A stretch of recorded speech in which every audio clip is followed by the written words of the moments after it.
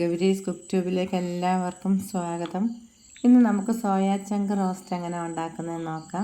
1.5 litre തിളച്ച വെള്ളത്തിലേക്ക് 1 teaspoon കല്ലുപ്പ് ഇടാം. ഇതിലേക്ക് 250 ml കപ്പിൽ 3 കപ്പ് സോയാ ചങ്കും കൂടെ ചേർത്ത് 7 മിനിറ്റ് വേവിച്ചെടുക്കാം. ഇനി നമുക്ക് സ്റ്റൗ ഓഫ് ചെയ്തിട്ട് വെള്ളം ഊറ്റി കളയണം. അപ്പോൾ ഇതുപോലൊരു പാത്രത്തിൽ വെച്ചിട്ട് ഊറ്റി കളഞ്ഞാൽ മതി. ഇനി കുറച്ച് പച്ചവെള്ളവും കൂടെ ഒഴിക്കുമ്പോൾ പെട്ടെന്ന് തണുത്ത് കിട്ടും. അതിനുശേഷം കുറേശ്ശെയായിട്ട് എടുത്തിട്ട് നന്നായിട്ട് പിഴിഞ്ഞെടുക്കണം. ഇപ്പോൾ നല്ലപോലെ തണുത്തിട്ടുണ്ട്. ഇനി ഇതുപോലെ കുറേശ്ശെയായിട്ട് എടുത്തിട്ട് നന്നായിട്ട് പിഴിഞ്ഞെടുക്കാം.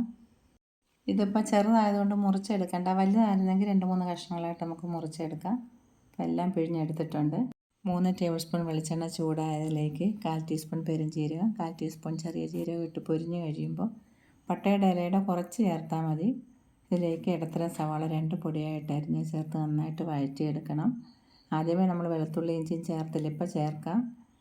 4 വെളുത്തുള്ളി, ചെറിയൊരു കഷ്ണം ഇഞ്ചിയും പൊടിയായിട്ട് അരിഞ്ഞ് ചതച്ചതും കൂടെ ചേർത്ത് നല്ലപോലെ വഴറ്റിയെടുക്കാം. മീഡിയം സൈസ് ടൊമാറ്റോ ഒരെണ്ണം അരച്ചെടുക്കാം. ഉള്ളിയൊക്കെ നല്ലപോലെ വഴന്നും ഗോൾഡൻ കളറാകാൻ തുടങ്ങിയിട്ടുണ്ട്. ഈ സമയം ഇതിലേക്ക് 1/2 ടീസ്പൂൺ മഞ്ഞൾപ്പൊടി, 1/2 ടേബിൾ സ്പൂൺ മല്ലിപ്പൊടി, 1 ടേബിൾ സ്പൂൺ മുളക് പൊടി, 1/2 ടീസ്പൂൺ കുരുമുളക് പൊടിച്ചത്, 1/2 ടീസ്പൂൺ ഗരം മസാല ഇത്രയും കൂടി ചേർത്ത് പച്ചമണം പോകുന്നത് വരെ ഒന്ന് വഴറ്റിയെടുക്കണം. ഇനി ഇതിലേക്ക് അരച്ച് വെച്ചിരിക്കുന്ന ടൊമാറ്റോ ചേർത്തിട്ട് അതും കൂടെ ഒന്ന് വഴറ്റിയെടുക്കാം. പിഴിഞ്ഞ് വെച്ചിരിക്കുന്ന സോയാ ചങ്ക് ചേർത്ത് ഈ മസാലയൊക്കെ നന്നായിട്ട് പിടിക്കുന്നവരെ അതും ഒന്ന് വഴറ്റിയെടുക്കണം. അതിനുശേഷം കുക്കർ വെച്ചിട്ട് വേവിച്ചെടുക്കാം. എല്ലാം കുക്കറിലേക്ക് മാറ്റിയ ശേഷം 3/4 ടംബ്ലർ തിളച്ച വെള്ളം കൂടെ ചേർക്കണം. ഇതിൻ്റെ കൂടെ 1/2 ടീസ്പൂൺ ഉപ്പുപൊടിയും കൂടെ ചേർക്കാം. മീഡിയം ഫ്ലെയിമിൽ വെച്ച് 3 വിസിൽ വന്നതും ഓഫ് ചെയ്യാം.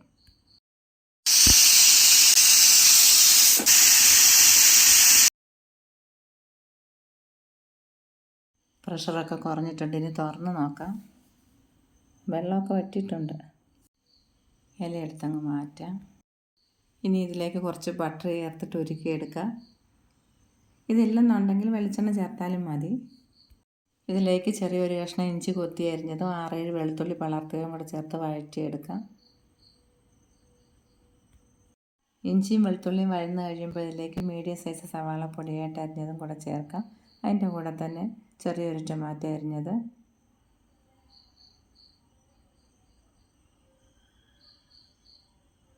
ഒരു പച്ചമുളക് വളർത്തിയത്,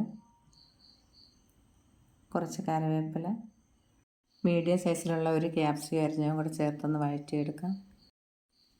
ഉപ്പുപൊടി 1/4 ടീസ്പൂൺ, ഗരം മസാല 1/4 ടീസ്പൂൺ, കുരുമുളക് പൊടിച്ചത് 1/4 ടീസ്പൂൺ, കുറച്ച് മല്ലിയില അരിഞ്ഞതും കൂടെ ചേർത്തിട്ട് ഇതിൻ്റെ കൂടെ 2 ടേബിൾ സ്പൂൺ ടൊമാറ്റോ കെച്ചപ്പും കൂടെ ചേർക്കാം. ഇനി 1/2 കപ്പ് കട്ടി തേങ്ങാപ്പാലും കൂടെ ഒഴിക്കാം. 1/4 ടീസ്പൂൺ ഉപ്പുപൊടിയും കൂടെ ചേർത്തിട്ട് വേവിച്ച് വെച്ചിരിക്കുന്ന സോയാ ചങ്ക് ചേർത്ത് നല്ലപോലെ ഇളക്കി വറ്റിച്ചെടുക്കാം.